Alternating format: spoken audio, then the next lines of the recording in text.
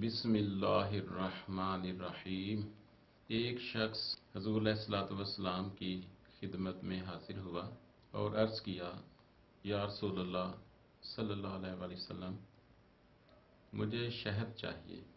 حضور علیہ الصلوۃ والسلام نے ارشاد فرمایا کہ تم عثمان کے پاس چلے جاؤ اور انہیں یہ بات جا کے بتا دو۔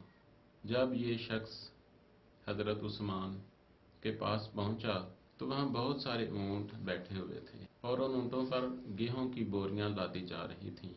ایک بوری کا منہ کھل کر تھوڑا سا گیہوں باہر جا گرا۔ جب حضرت عثمان نے گیہوں گرا دیکھا تو ملازم کی باز پرس کی اور اسے تھوڑا سا ڈانٹا بھی کہ گیہوں زمین پر کیوں گرا ہے۔ شخص مذکور یہ دیکھ کر واپس پلٹا اور حضور علیہ الصلوۃ والسلام سے جا کر اس نے یہ بات کی اور عرض کیا، حضور مجھے شہد چاہیے۔ حضور علیہ الصلوۃ والسلام نے پھر ارشاد فرمایا، عثمان کے پاس چلے جاؤ۔ چنانچہ اس نے جو دیکھا تھا ساری روداد سنا دی۔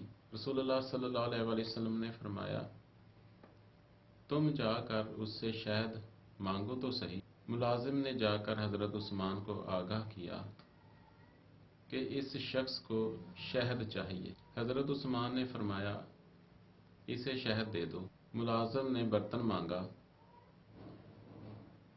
اس شخص مذکور نے کہا، میرے پاس برتن نہیں۔ ملازم نے پھر حضرت عثمان رضی اللہ تعالیٰ عنہ سے جا کے کہا، حضور اس کے پاس شہد لینے کے لیے برتن نہیں۔ حضرت عثمان نے فرمایا، اسے شہد کا کپا دے دو۔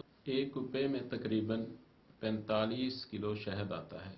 سائل نے کہا، میں ایک کمزور آدمی ہوں اور اتنا وزن میں نہیں اٹھا سکتا۔ ملازم پھر حضرت عثمان رضی اللہ تعالیٰ عنہ کے پاس پہنچا اور پھر روداد سنائی اور کہا، کپا اٹھانا اس سائل کے لیے ممکن نہیں۔ حضرت عثمان رضی اللہ تعالیٰ عنہ کو اس ملازم کی بار بار مداخلت پسند نہیں آئی۔ ذرا تیز لہجے میں فرمایا، اونٹ پر لاد کر دے دو، اور سائل اونٹ اور شہد لے کر چلا گیا۔ ہر مسلمان دولت مند بننا چاہتا ہے لیکن عثمان کوئی نہیں بننا چاہتا، اور کوئی آدمی حضرت عثمان رضی اللہ تعالیٰ عنہ کے طرز عمل کو اختیار نہیں کرنا چاہتا، وہ امیر ضرور ہونا چاہتا ہے۔